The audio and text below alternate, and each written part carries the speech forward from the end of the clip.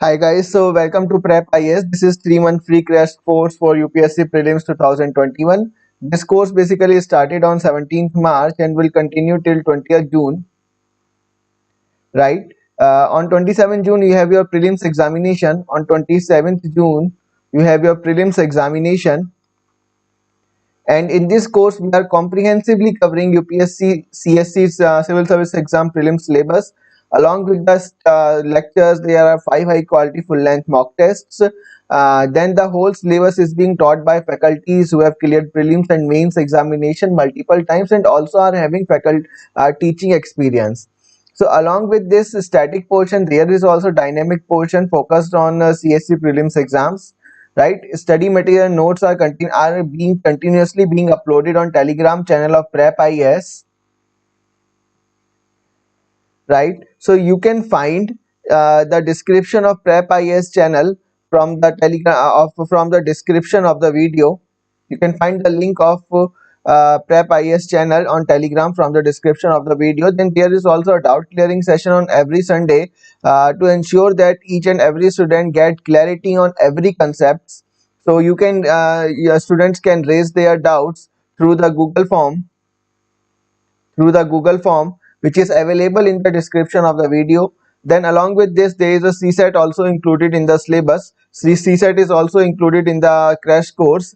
As you all know that you need at least 33% marks in CSAT.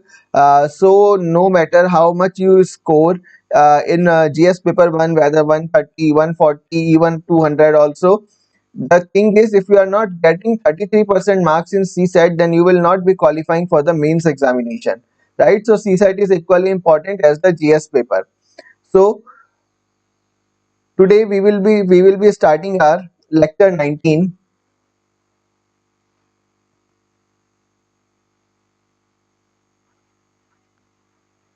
right? This is about international organizations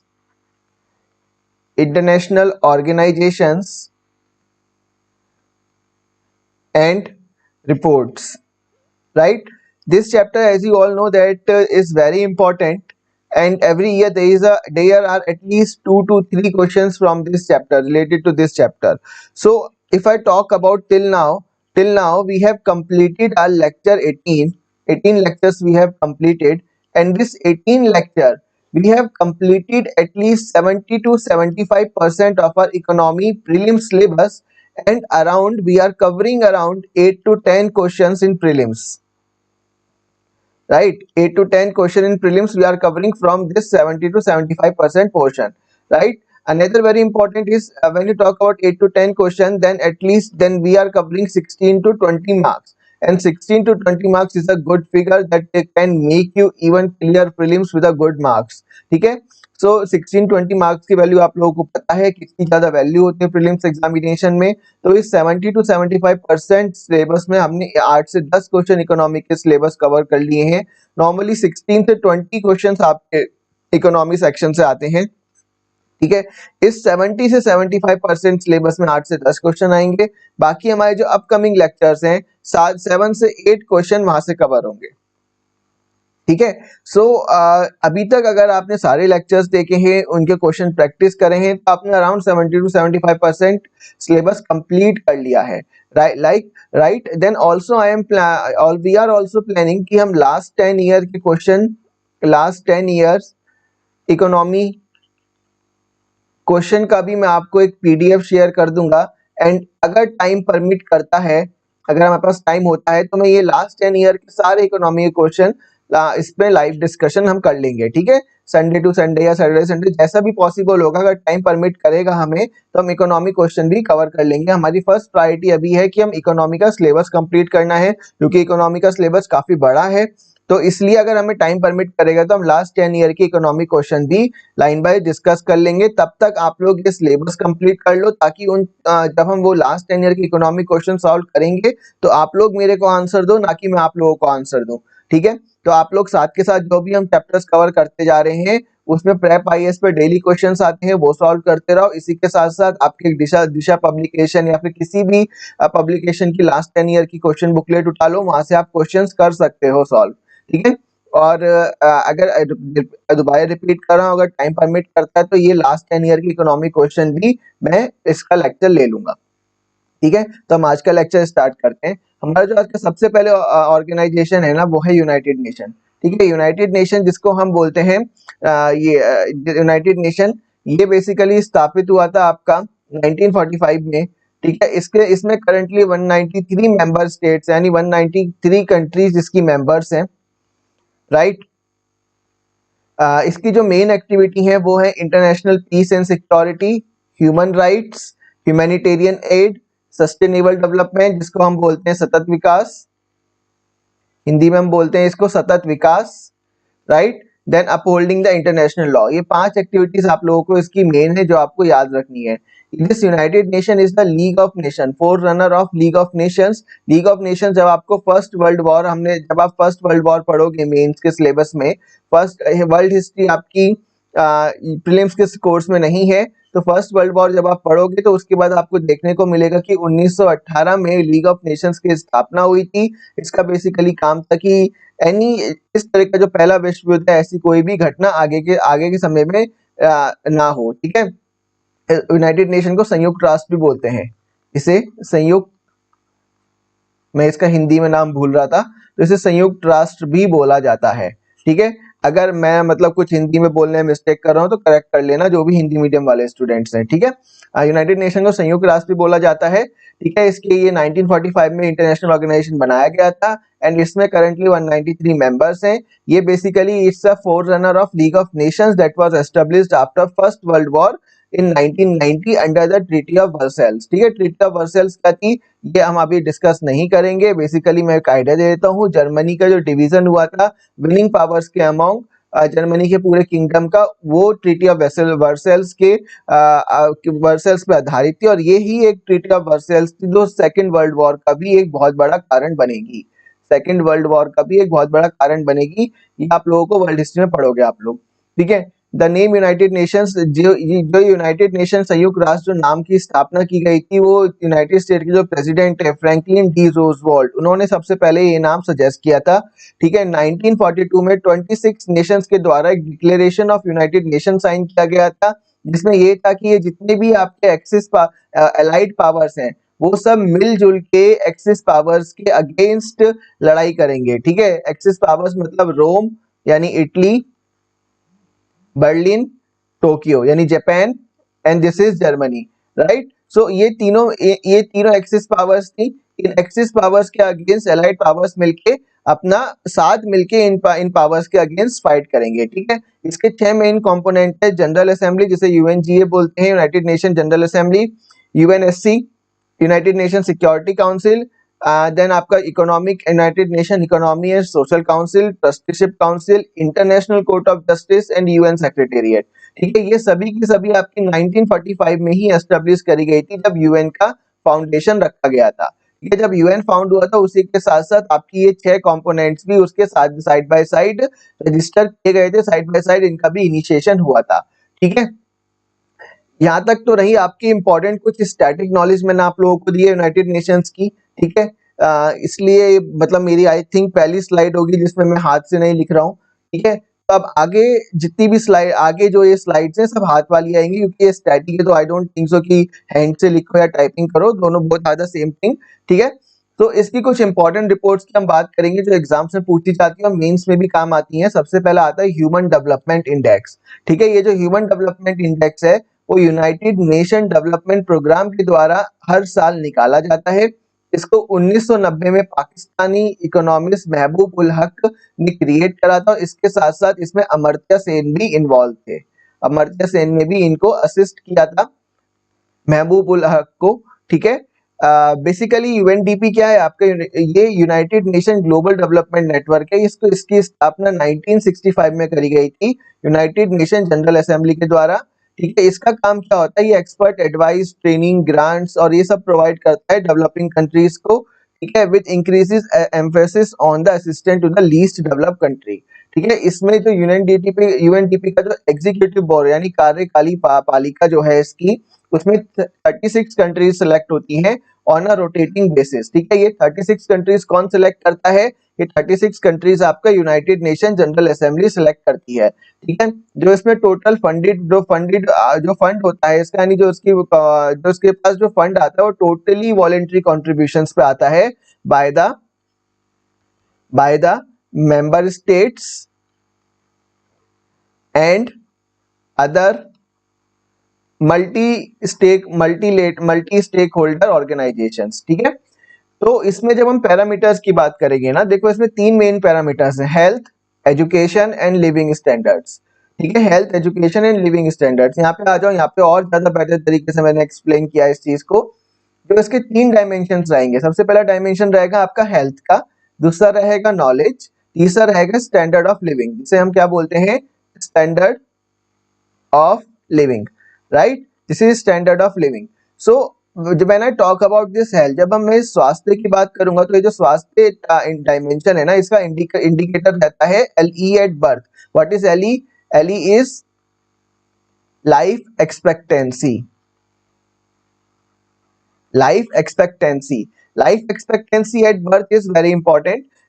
and हम इस parameter से कि life expectancy क्या है birth के time पे, उसके बेसिस पे उस कंट्री का हेल्थ स्टेटस क्या है। देन आपका है नॉलेज। नॉलेज 2 प्रकार से नापे जाते हैं, सबसे पहले mean year of schooling and expected year of schooling, right. Then आपका स्टैंडर्ड ऑफ लिविंग नापा जाता है gross national income per capita in terms of PPP, purchasing power parity के टर्म्स में, ठीक है। तो जो आपका हेल्थ है, that is life expectancy at birth, इसमें हर एक इंडिकेटर की एक मिनिमम वैल्यू रहेगी और एक मैक्सिमम वैल्यू रहेगी। तो जो मिनिमम वैल्यू रखी गई है इसमें, इस एचडीआई इंडिकेटर में, वो 20 ईयर्स रखी गई है, और जो मैक्सिमम वैल्यू रखी गई है वो 85 ईयर्स रखी गई है, ठीक है। तो ये लाइफ एक्सपेक्टेंसी एट बर्थ है। यदि मिनिमम वैल्यू है तो आपका स्कोर बहुत कम रहेगा, मैक्सिमम वैल्यू है तो आपका स्कोर हाईएस्ट जाएगा। इंडिया की जो एवरेज एज आती है ना लाइफ एक्सपेक्टेंसी एट बर्थ में एचडीआई के अकॉर्डिंग 68 आती है। अभी रिसेंट वाली रिपोर्ट में कुछ 69.7 आई है, ठीक है। तो ये इसके अराउंड 68 69 के अराउंड बदलती रहती है, ठीक है। Then mean year of schooling and expected year of schooling क्या होता है, ये यहाँ पे देख लो आप लोग, मैंने यहाँ मेंशन कर दिया है। मीन ईयर ऑफ स्कूलिंग होता है average number of years of education received by people age 25 years and above. वो सभी व्यक्ति जो 25 साल और उससे ज्यादा की उम्र के हैं, उनको कितने साल एवरेज एजुकेशन मिली है, वो होता है मीन ईयर ऑफ स्कूलिंग। और जो 25 साल से कम है, जो 25 साल से कम है, उनको कितने साल तक एवरेज नंबर ऑफ इयर्स जो स्कूलिंग मिली है, वो होता है एक्सपेक्टेड ईयर ऑफ स्कूलिंग, ठीक है, याद रखना।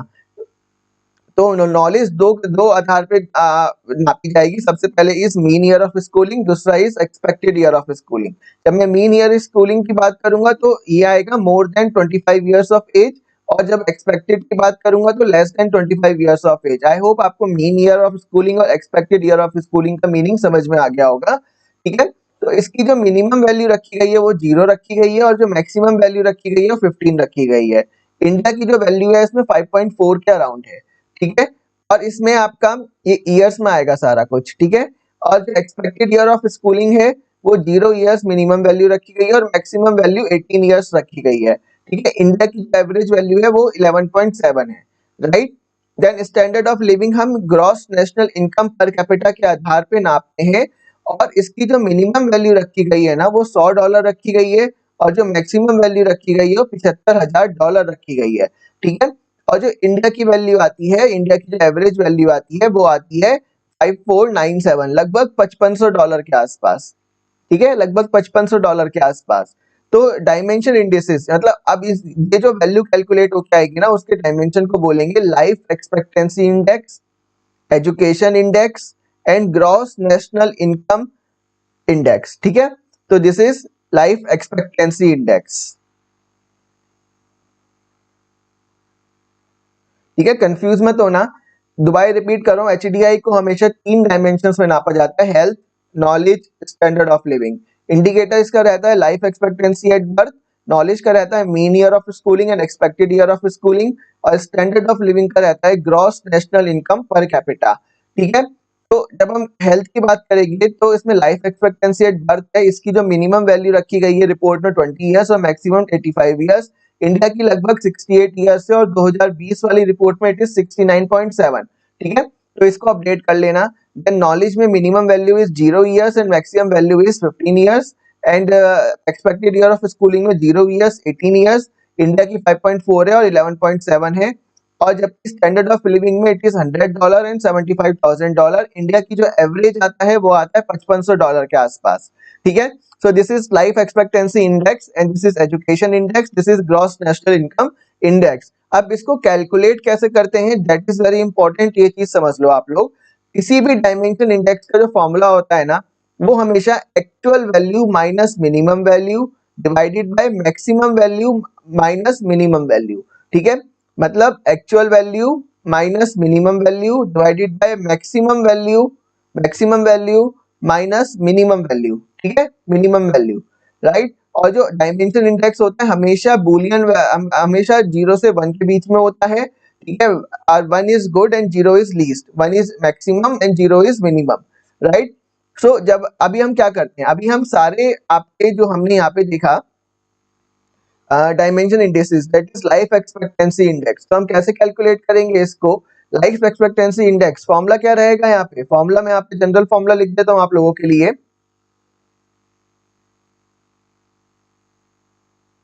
मैं यहाँ पे जनरल फॉर्मूला लिख देता हूँ, दैट इज आपकी actual value minus minimum value divided by maximum value minus minimum value, right.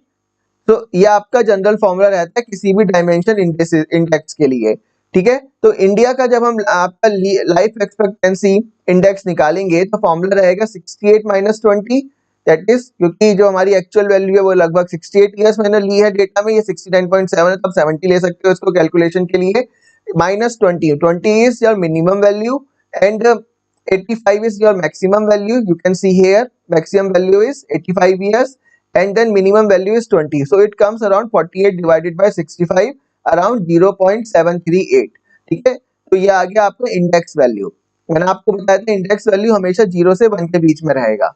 Then mean year of schooling की जब हम बात करेंगे, mean year of schooling India की कितनी वैल्यू है, एक्चुअल वैल्यू, इंडिया की एक्चुअल वैल्यू कितनी है 5.4। So it is 5.4 minus minimum value कितनी है 0 माइनस 0, 15 माइनस 0, 5.4 अपॉन 15। ठीक है, यहाँ से एक वैल्यू कैलकुलेट होकर आ जाएगी, क्या वैल्यू आएगी बताओ मेरे को आप लोग। Then expected year of schooling is 11.7, India की कितनी वैल्यू है 11.7, इंडिया की वैल्यू कितनी है यहाँ पे 11.7 है, तो actual value 11.7, minimum value is 0, maximum value is 18, right. Formula is 11.7 minus 0 divided by 18 minus 0, तो इट इज 11.7 अपॉन 18। ठीक है, तो यहाँ एजुकेशन इंडेक्स कैसे निकलता है, एजुकेशन इंडेक्स निकलता है x प्लस वाई अपॉन 2 से। ठीक है, x प्लस वाई अपॉन 2 से, ये x प्लस वाई क्या है, x is mean year of schooling, expected year of schooling is y, so education index will be x plus y upon 2। ठीक है, education index is x plus y upon 2। now gross national income की जब हम बात करेंगे, similar manner से gross national income निकलेगा 5497 minus minimum value maximum value minus से। तो आपको यहाँ पे कुछ लॉग लेना पड़ेगा कैलकुलेट करने के लिए, वो आपका काम नहीं है, वो जो कैलकुलेट करेगा उसके हाथ में छोड़ दो। यहाँ पे लॉग लेके कुछ कैलकुलेट होगा आपका माइनस, ठीक है 100, तो ये आपका काम नहीं, आप लोग इसको स्किप कर दो। ठीक है, तो अब एचडीआई फाइनली कैसे निकलता है, हमने एलईआई की वैल्यू निकाल ली, लाइफ एक्सपेक्टेंसी इंडेक्स निकाल लिया, हमने एजुकेशन इंडेक्स निकाल लिया, हमने ग्रॉस नेशनल इनकम इंडेक्स निकाल लिया। अब एचडीआई निकलेगा इन तीनों का ज्योमेट्रिक मीन, क्या निकलेगा इन तीनों का ज्योमेट्रिक मीन। ठीक है, पहले हम आपका एरिथमेटिक मीन कैलकुलेट करते थे, पर अब हम यहाँ से ज्योमेट्रिक मीन यूज करते हैं। ठीक है, तो geometric mean will be LEI into EI into GI इनका क्यूब रूट।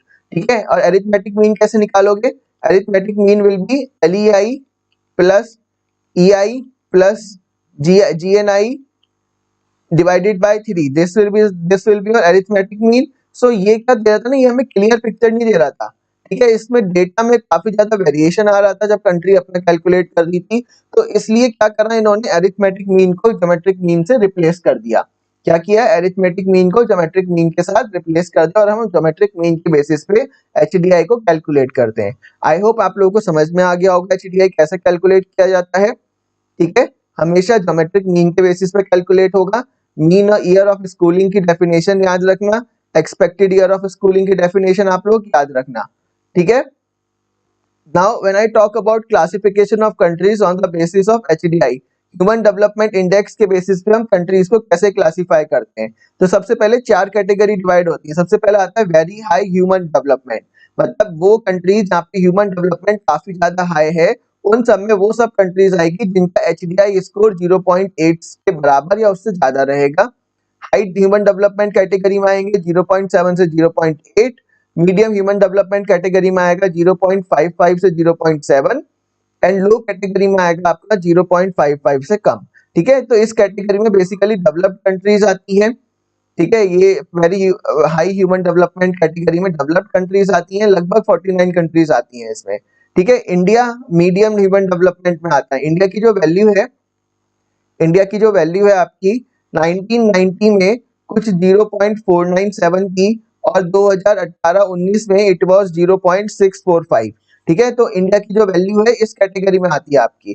पहले हम कहाँ आते थे, पहले हम लो ह्यूमन डेवलपमेंट में आते थे 1990 के टाइम पे। ठीक है, बट हम करंटली मीडियम ह्यूमन डेवलपमेंट में आते हैं। ठीक है, तो ये जो सेकंड, थर्ड और फोर्थ कैटेगरी है ना, हाई ह्यूमन डेवलपमेंट और मीडियम ह्यूमन डेवलपमेंट, लो ह्यूमन डेवलपमेंट की, ये कंबाइंड कैटेगरी होती है developing countries, under developed countries और थर्ड वर्ल्ड कंट्रीज की। ठीक है, क्लियर है यहाँ से। एक 2019-20 का मैंने कुछ लेटेस्ट डेटा डाल दिया आप लोगों के लिए। ओवरऑल परफॉर्मेंस जो इंडिया की रही है इसमें एचडीआई वैल्यू 0.645 रहा है।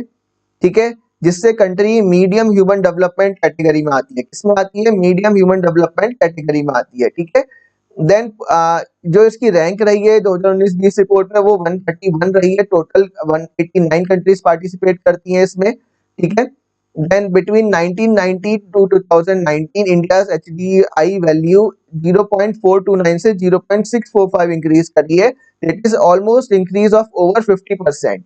ठीक है, दिस इज 429 0.429, इतना कोई ज्यादा फर्क नहीं पड़ता। थिंग इज कि it was in low human development category, now it is in medium human development category. ठीक है, now when I talk about this long and healthy life expectancy for India at birth was 16.97 years in 2019। ठीक है, तो जो India की यहाँ पे जो वैल्यू थी,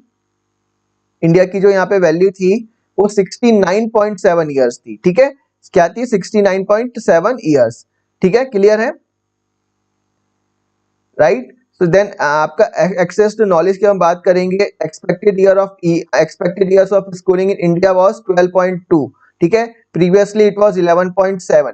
ठीक है, और बांग्लादेश में 11.2 इयर्स है एंड पाकिस्तान में 8.3 इयर्स है। तो जब हम बिटवीन 1990 टू 2019 की बात करेंगे ना, mean year of schooling increase by 3.5 years while expected year of schooling increased by 4.5 years. ठीक है, then a decent standard of living in terms of gross national income per capita, India का जो per capita income है वो 6681 है। ठीक है, तो आप लोग ये याद रखना, इंडिया जीएनआई पर कैपिटल इंक्रीज्ड बाय अबाउट 273.9%। ये कुछ फैक्चुअल डेटा है जो आप लोगों को हमेशा याद रखना है अपने prelims as well as mains exam के लिए। मेंस के लिए भी और प्रीलिम्स दोनों के लिए आपके पास ये डेटा हमेशा दिमाग में होना चाहिए, अप्रोक्सीमेट डेटा होना चाहिए। ठीक है, तो हमने यहाँ जो वैल्यू यूज करी है, हमने 5 लगभग 55 से यूज करी है। ये वैल्यू अपडेटेड वैल्यू है इसकी 6681। ठीक है, मैंने साथ के साथ आपको अपडेटेड वैल्यू भी दे दी है। ये नोट्स में अपडेट नहीं करूंगा, तो साथ के साथ आप लोग अपडेट कर लेना। कहने का मतलब ये है कि जब आप एचडीआई रिपोर्ट पढ़ोगे और जब ये पैरामीटर्स पढ़ोगे तो आप लोगों को समझ में आ जाना चाहिए कि ये बेसिकली कैलकुलेट कैसे होते हैं। मीन ईयर ऑफ स्कूलिंग क्या होता है, एक्सपेक्टेड ईयर ऑफ स्कूलिंग क्या होता है, लाइफ एक्सपेक्टेंसी एट बर्थ हमारी कितनी है। तो ये जो हमारी लाइफ एक्सपेक्टेंसी एट बर्थ है, it is lower than the south Asia average. South Asian average is 69.9 while India's life expectancy at birth average is 69.7। ठीक है, तो आप लोग ये थोड़ा सा यहाँ से ये डेटा को बिल्कुल दिमाग में फीड कर लेना। ठीक है, देन इसके अलावा 2010 में ह्यूमन डेवलपमेंट इंडेक्स से ना लोगों ने क्वेश्चन उठाने शुरू कर दिए। ठीक है, क्वेश्चन उठाने शुरू क्या कर दिए इसमें कि बेसिकली इसमें जेंडर का कंपोनेंट नहीं है। जेंडर कंपोनेंट नहीं है इसके अंदर, ठीक है। इसमें इनइक्वालिटी का कंपोनेंट नहीं था, इनइक्वालिटी का अकाउंट कैलकुलेट नहीं हो रहे थे। तो इस बेसिस पे और भी पैरामीटर्स थे जिनके बेसिस पे पॉवर्टी कैलकुलेट होनी चाहिए, पर वो हो नहीं रही थी, वो एचडीआई के इंडेक्स में नहीं है। एचडीआई तो सिर्फ थ्री डायमेंशंस पे आधारित है ना, थ्री डायमेंशंस के इनके कुछ चार पैरामीटर्स हैं, राइट। सो इसलिए 2010 में ह्यूमन डेवलपमेंट रिपोर्ट में बदलाव करे गए और इसमें आपका inequality adjusted human development index include करा गया, जेंडर डेवलपमेंट इंडेक्स इंक्लूड किया गया, जेंडर इनइक्वालिटी इंडेक्स इंक्लूड करा गया और मल्टी डायमेंशनल पॉवर्टी इंडेक्स भी इंक्लूड किया गया, ठीक है। 2019 में इसमें आपका एक और रिपोर्ट, जो 2019 की रिपोर्ट आई है, उसमें एक और नया पैरामीटर ऐड करा गया है, planetary pressures adjusted human development index. Basically green house gases के अमाउंट के लिए रखी गई है, CO2 वगैरह के लिए, ठीक है। ये 2019 की रिपोर्ट में ऐड करी गई है, planetary pressures adjusted human development index. इस पे भी हम डिटेल में बात करेंगे, ठीक है। याद रखना 2010 में ह्यूमन डेवलपमेंट रिपोर्ट में बदलाव करे गए, जिसके अंदर inequality adjusted human development index include किया गया, जेंडर डेवलपमेंट इंडेक्स इंक्लूड करा गया, जेंडर इनइक्वालिटी इंडेक्स इंक्लूड किया गया और multi dimensional poverty index include करा गया। और 2019 में इसमें planetary pressures adjusted human development index include करा गया, ठीक है। तो अभी हम बात करेंगे इनइक्वालिटी एडजस्टेड एचडीआई की। मतलब इनइक्वालिटी एडजस्टेड एचडीआई जो हमारा 2010 में इंट्रोड्यूस किया गया था, ये बेसिकली जितने भी आपके तीन डायमेंशंस है ना, इनको इनइक्वालिटीज के साथ एडजस्ट करता है। इसमें इनइक्वालिटी की वैल्यू भी अब हम यूज करेंगे। ये जो तीन कॉलम आपको दिख रहे हैं, ये जो तीन कॉलम आपको दिख रहे हैं, ये तो कॉमन एचडीआई वाले कॉलम है, ये तो कॉमन एचडीआई वाले कॉलम है। इसमें एक फोर्थ कॉलम और ऐड हुआ, इसमें आपको एक फोर्थ कॉलम और ऐड हुआ, जिसमें हमने इनइक्वालिटी का कंपोनेंट ऐड किया, ठीक है। कि ये सभी जो आपके पैरामीटर्स हैं, life expectancy at birth, mean year of schooling, expected year of schooling, gross national income, इन सब में हम इनइक्वालिटी को एडजस्ट करेंगे, ठीक है। अब आप मेरे को यहाँ से कमेंट करके बताओ कि हम इनइक्वालिटी को किस बेसिस पे, भाई किसी ना किसी बेसिस पे तो इनइक्वालिटी कैलकुलेट करनी पड़ेगी ना, और उसके बाद ही तो हम एडजस्ट कर पाएंगे। तो इनइक्वालिटी को किस बेसिस पे आप लोग कैलकुलेट करते हो, मेरे को कमेंट करके बताओ जल्दी से। मैं नहीं रिपीट करूंगा, इनइक्वालिटी हम ऑलरेडी पढ़ चुके हैं। अब आप लोग मेरे को बताओगे कि इनइक्वालिटी को किन किन पैरामीटर्स के बेसिस पे हम लोग डिफाइन कर सकते हैं, या किस किस बेसिस पे हम लोग उसको कैलकुलेट कर सकते हैं, ठीक है। तो इनइक्वालिटी एडजस्टेड आपका अभी अभी हमने एलईआई कैलकुलेट करना देखा था, ईआई कैलकुलेट करना देखा था, gross national income index calculate करना देखा था। अब इसी में हम inequality adjusted life expectancy index calculate करेंगे, इनइक्वालिटी एडजस्टेड आपका ये एजुकेशन इंडेक्स कैलकुलेट करेंगे, इनइक्वालिटी एडजस्टेड आपका gross national income index calculate करेंगे। उसके बाद हम इन तीनों का क्या निकालेंगे, ज्योमेट्रिक मीन निकालेंगे, a plus B plus C, right. तो जो वैल्यू निकल के आएगी दैट विल बी IHDI, ठीक है। करना कुछ नहीं है, सिर्फ इनइक्वालिटी कैलकुलेट करनी है, उसको इसके साथ मल्टीप्लाई करके जो वैल्यू आएगी वो LEI की वैल्यू आएगी, जो EI की वैल्यू आएगी वो EI की वैल्यू आएगी, जो ग्रॉस नेशनल जो इसकी वैल्यू आएगी वो inequality adjusted gross national income index हो जाएगा, ठीक है। जब हम इन तीनों का ज्योमेट्रिक मीन निकाल लेंगे that will be inequality adjusted human development index, ठीक है। क्लियर है, ठीक है। तो एचडीआई की जो वैल्यू है, अगर वो लगभग हमारा 0.645 के आसपास कुछ है ना, 0.645 के पास है, तो जब हम IHDI कैलकुलेट करते हैं 0.435 हो जाता है। यानी जो ये डिफरेंस आ रहा है ना 0.645 माइनस 0.435 का, this is the level of inequality in India, this is the level of inequality in India, ठीक है। This is the level of inequality in India. Now coming to the next report. Next report is again very important, multi-dimensional poverty index, ठीक है। ये इससे पहले ना हम एक human poverty index calculate use करते थे ग्लोबल पॉवर्टी मेजर करने के लिए, और उसके अलावा स्पेसिफिक मेंबर के कंट्री में कितनी पॉवर्टी है उसको कैलकुलेट करने के लिए। 2010 में हमने ह्यूमन पॉवर्टी इंडेक्स को रिप्लेस करके यहाँ पे मल्टी डायमेंशनल पॉवर्टी इंडेक्स का इस्तेमाल करना शुरू कर दिया।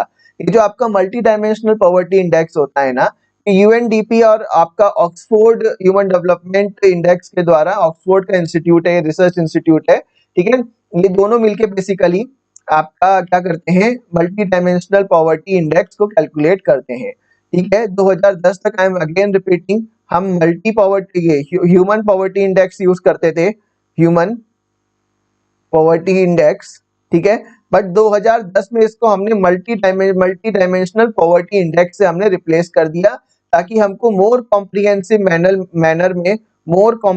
मैनर में हमें, ठीक है, पॉवर्टी कैलकुलेट करने का चांस मिल जाए, ठीक है। तो ये जो रिपोर्ट है आपका यूएनडीपी और आपका Oxford institute of human development index के द्वारा, इंस्टीट्यूट के द्वारा कैलकुलेट किया जाता है, ठीक है। तो इसमें ना बेसिकली हमारे 10 इंडिकेटर्स होते हैं, 10 इंडिकेटर्स होते हैं इसके अंदर। मैं आपको आज डिटेल में बताऊंगा कि कैलकुलेट कैसे होता है। बहुत ज्यादा इंटरेस्टिंग रहेगा ये topic, multi poverty index. In fact जितने भी आगे का टॉपिक आ रहा है ना, ये सब इंटरेस्टिंग रहेगा, क्योंकि हम यहाँ पे कैलकुलेट करके वैल्यू निकालेंगे। हम रटी रटाई वैल्यू फीड नहीं करेंगे दिमाग में कि इंडिया की कितनी वैल्यू है या फिर कौन से पैरामीटर में क्या वैल्यू है। हम यहाँ पे एग्जांपल लेके उसको बाकायदा पूरा का पूरा समझेंगे, ठीक है। So when I talk about this health हमारा 10 इंडिकेटर्स के बेसिस पे डिफाइन होता है, ठीक है। सबसे पहले आपका आता है health is nutrition, nutrition is 1/6, right, nutrition health. दूसरा पैरामीटर है चाइल्ड मोर्टेलिटी, ठीक है। First is nutrition, second is child mortality, education is adult literacy, education second parameter is children enrolment. Then standard of living के लिए हमारे पास अलग से 6 पैरामीटर हैं, that is cooking fuel, safe drinking water, electricity, toilet, floor, assets, ठीक है। इन सब के बेसिस पे हम लोग यहाँ से स्टैंडर्ड ऑफ लिविंग कैलकुलेट करते हैं, ठीक है।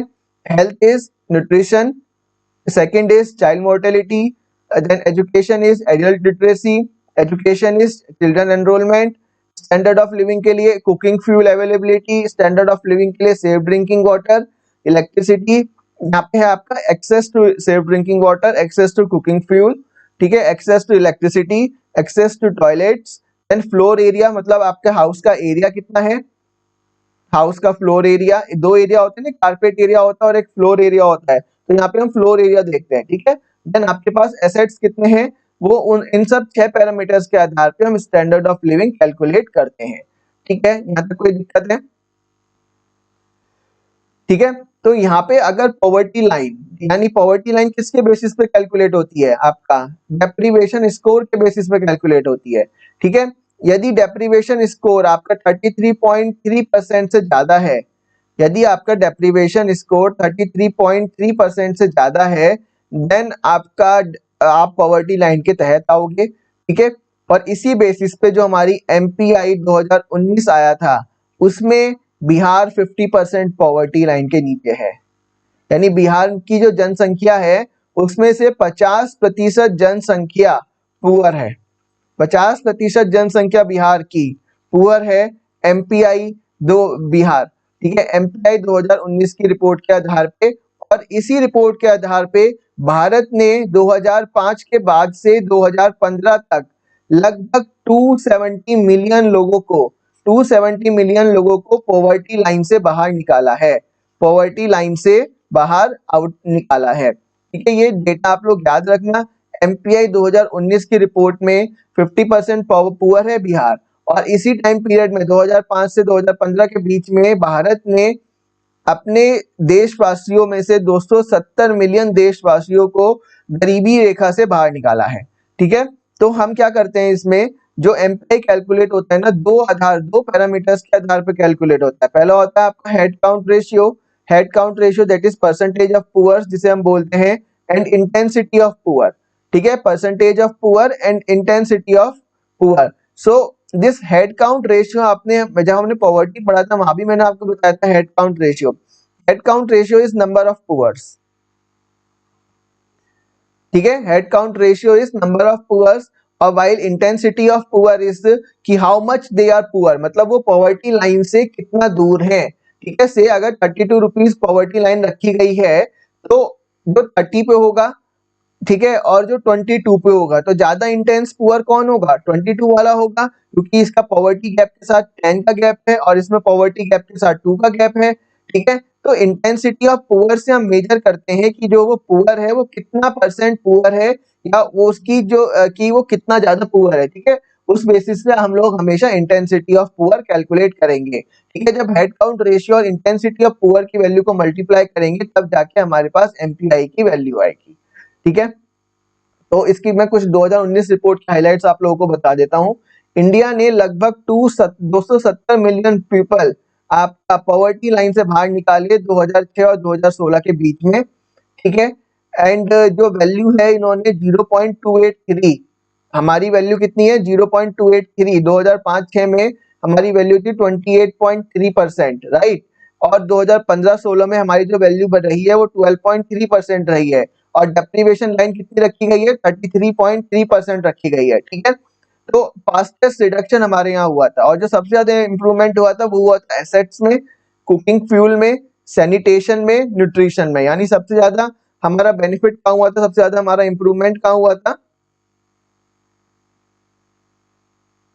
हमारा न्यूट्रिशन में सबसे ज्यादा इंप्रूवमेंट हुआ है, कुकिंग फ्यूल में हुआ है, एसेट्स में हुआ है, एंड आपका किस में हुआ है, सैनिटेशन, ठीक है। सैनिटेशन मतलब टॉयलेट, ठीक है, दिस इज सैनिटेशन, राइट। तो इन सब एरिया में हमारा सबसे ज्यादा इंप्रूवमेंट हुआ है, ये पॉइंट्स आपको याद रखने हैं, ठीक। Then among the 10 selected countries India and Cambodia reduce their MPI values the fastest. जो सबसे ज्यादा एमपीआई वैल्यू रिड्यूस हुई है वो इंडिया और कंबोडिया की हुई है, ठीक है। इसका मतलब है ये यहाँ पे इंक्लूसिव ग्रोथ, इंक्लूसिव ग्रोथ। तो कभी भी इंक्लूसिव ग्रोथ पे क्वेश्चन आएगा, you have to mention this line, you can mention this line, ठीक है। Then Jharkhand has reduced the incidence of poverty at a faster pace than other region. सबसे ज्यादा तेजी से पॉवर्टी का इंसिडेंस कहाँ कम हुआ है, वो झारखंड में हुआ है, ठीक है। क्योंकि यहाँ पे जो मल्टीपल डायमेंशनल यानी एमपीआई जो स्कोर था झारखंड का वो था 74.9%, और और आपकी ये क्या बोलते हैं इसकी डेप्रीवेशन स्कोर कितना रखा गया है 33.3% रखा गया है। तो उससे ज्यादा जितना भी स्कोर होगा उतना ज्यादा आप लोग पुअर होंगे। तो झारखंड का स्कोर तो 75% था, यानी काफी ज्यादा पुअर देश, पूरा पुअर स्टेट है। इसको 2015-16 में 46.5% कर दिया है झारखंड ने, ठीक है। इसके साथ साथ इंडिया ने डेप्रीवेशन स्कोर को सबसे ज्यादा रिड्यूस करा है, reduce deprivation in all 10 indicators. ये जो अपने 10 इंडिकेटर्स पे हमने बात कर ली है, ठीक है। ये सब 10 इंडिकेटर्स आपको दिमाग में याद होने चाहिए, ठीक है। देन आपको याद रखना ये पॉइंट आप लोगों के लिए काफी ज्यादा इंपॉर्टेंट है, ठीक है। Now moving on to next, this head count ratio is लगभग 54-55% है। दिस इंसिडेंस पॉवर्टी इज लगभग 51% है, ठीक है। एचडीआर रिपोर्ट 2019 की मैं बता रहा हूँ, इसमें जो डेटाबेस माना गया 2005-6 का माना गया है, और एमपीआई स्कोर कितना आएगा आपका 0.55 इंटू 0.51 इज इक्वल टू 0.283, ठीक है, 0.283, right. So now coming on to, यहाँ तक कोई डाउट है तो आप लोग पूछ सकते हो। हेल्थ न्यूट्रिशन 1/6 है, चाइल्ड मोर्टेलिटी आपका 1/6 है, एडल्ट लिटरेसी आपका 1/6 है, चिल्ड्रन एनरोलमेंट 1/6 है। ये सब वैल्यूज है, इन वैल्यूज के बेसिस पे आपका स्कोर कैलकुलेट होता है, ठीक है। एक बार फटाफट से देख लो, जिसको नोट्स में लिखना है लिख लो इसको। यहाँ तक कोई डाउट है तो आप लोग कमेंट कर दो।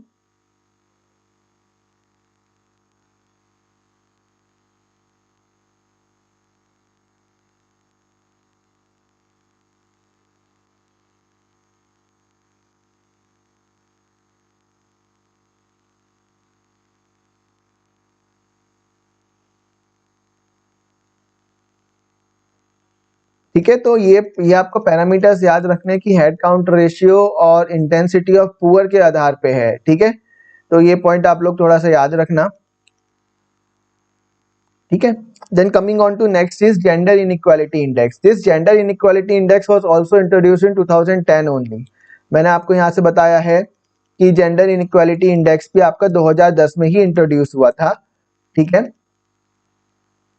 Gender inequality index, right. तो इसमें जो डायमेंशंस रहे हैं आपके, डायमेंशंस मैटरनल हेल्थ के जो डायमेंशंस है वो मैटरनल मोर्टेलिटी रेट पे है, मैटरनल मोर्टेलिटी रेट, ठीक है, एंड एडोलेसेंट फर्टिलिटी रेट। ठीक है। मैटरनल हेल्थ इस दो बेसिस पे कैलकुलेट होता है, maternal mortality rate and adolescent fertility rate. अब आप लोग मेरे को यहाँ से कमेंट करके बताओ कि सस्टेनेबल डेवलपमेंट गोल का टारगेट क्या है मैटरनल मोर्टेलिटी रेट के रिगार्डिंग में, ठीक है। और इंडिया का कितना है करंटली एमएमआर, इंडिया का करंटली एमएमआर कितना है, ठीक है। और कौन which states have already achieved SDG target in this regard, ठीक है। ये आप लोग मेरे को कमेंट करके बताओ जल्दी से, ठीक है। तो फिर भी मैं आपको ब्रीफ बता देता हूँ, सब लोग नहीं देख पाएंगे। जो एसडीजी टारगेट है ना वो 70 है, ठीक है। एमएमआर इंडिया का जो एमएमआर है वो लगभग 130 के आसपास है, एक्यूरेट डेटा देख लेना। और कुछ स्टेट्स हैं जैसे कि आपके केरला, तमिलनाडु, कर्नाटका, इवन हिमाचल प्रदेश भी एसडीजी टारगेट को इन्होंने अचीव कर लिया है। ये हमेशा पर 1 लाख कैलकुलेट होता है, मैटरनल मोर्टेलिटी रेट हमेशा पर 1 लाख कैलकुलेट होता है। मैंने आप लोगों को ऑलरेडी पहले ये बता चुका हूं जब हमने इन्फेंट मोर्टेलिटी रेट की बात करी थी, ठीक है। तो मैटरनल मोर्टेलिटी रेट होता है आपका ये फिनोमेना याद रखना, ठीक है। देन आपका दूसरा आता है एडोलेसेंट फर्टिलिटी रेट। बेटा बेसिकली एक डाउट मेरे पास पहले भी आया था, मैं वो यहाँ दोबारा बता देता हूँ आप लोगों को। जो मैटरनल मोर्टिलिटी रेट है वो 42 डेज तक होता है, मतलब चाइल्ड बर्थ के 42 डेज बाद तक अगर मदर की हेल्थ रिलेटेड या डिलीवरी रिलेटेड प्रॉब्लम की वजह से डेथ हो जाती है तो वो मैटरनल मोर्टिलिटी रेट की कैटेगरी में आएंगे, ठीक है। Then next is adolescent fertility rate, that is 15 to 19 years के बीच में जो गर्ल्स हैं जो प्रेग्नेंट हो जाती हैं, ठीक है। Then next is empowerment, male और फीमेल का क्या रेशियो है पार्लियामेंट्री सीट्स में, मेल और फीमेल का। सेकेंडरी एजुकेशन में कितना एटलीस्ट कितना परसेंट मेल कितना percent female at least secondary education qualified है, ठीक है। Then comes your labour market, labour market में भी हम मेल और फीमेल का लेबर फोर्स पार्टिसिपेशन रेट देखते हैं, ठीक है। लेबर फोर्स पार्टिसिपेशन रेट क्या होता है, मैं ऑलरेडी जब हमने एम्प्लॉयमेंट अनएम्प्लॉयमेंट वाला चैप्टर डिस्कस किया था वहां पे मैं ऑलरेडी आप लोगों को बता चुका हूँ कि लेबर फोर्स पार्टिसिपेशन रेट क्या होता है, ठीक है। This is LFPR is labour force participation rate, ठीक है। तो आपको ये चीज याद रखनी है। एम्पावरमेंट में तो तीन डायमेंशंस होगा इसके, first is maternal health, second is your empowerment, third is your labour market, ठीक है।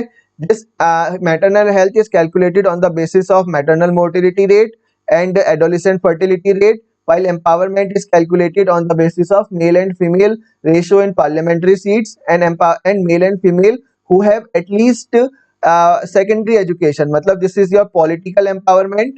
If I say this is your education empowerment, right? This is your education empowerment. Now when I talk about this labor market, this is labor force participation rate, that is employment unemployment chapter में हम already discuss कर चुके हैं, ठीक है। कि मतलब जो एम्प्लॉयमेंट के लिए काबिल हैं या जो हमारी लेबर फोर्स में आते हैं उसमें से कितना परसेंट लोग एक्चुअली पार्टिसिपेट कर रहे हैं वर्किंग पॉपुलेशन में, ठीक है। तो इन जेंडर इनइक्वालिटी इंडेक्स जो रिसेंट है वो उसमें इंडिया की रैंक 122 है आउट ऑफ 162 कंट्रीज। जो इसमें आपको थोड़ा सा याद रखना चाहिए इंडिया की रैंक कितनी है, दूसरा उसके नेबर्स की रैंक कितनी है। चाइना की रैंक 39 है, श्रीलंका की 86 है, भूटान की 99 है, म्यांमार की 106 है। तो कभी भी प्रीलिम्स में ऐसे क्वेश्चन हमेशा आते हैं, इंपॉर्टेंट रहते हैं ऐसे क्वेश्चन, ठीक है। देन द रिपोर्ट बोलता है कि it may take around 202 years to close the gender gap in economic opportunity. Economic opportunity में जो जेंडर गैप है उसको खत्म करने के लिए कम से कम करंट पैटर्न के आधार पे 202 साल लग जाएंगे, ठीक है। तो आज का हम यहीं तक रखते हैं, ठीक है। देन आगे हम बात करेंगे आपका gender related development index and this is again very important. Then हम planetary pressures adjusted human development index की बात करेंगे। Then we have happiness indexes, ठीक है। इन सब के आधार पे हम यहाँ पे सारी बातें खत्म करके अपना अपना जो नेक्स्ट टॉपिक है उस पे जाएंगे, ठीक है। सो आई होप यहाँ तक कोई डाउट हो तो आप लोग कमेंट कर देना, कुछ भी डाउट हो तो आप गूगल फॉर्म के थ्रू आप अपना डाउट भी रेज कर सकते हो, ठीक है। Thank you everyone.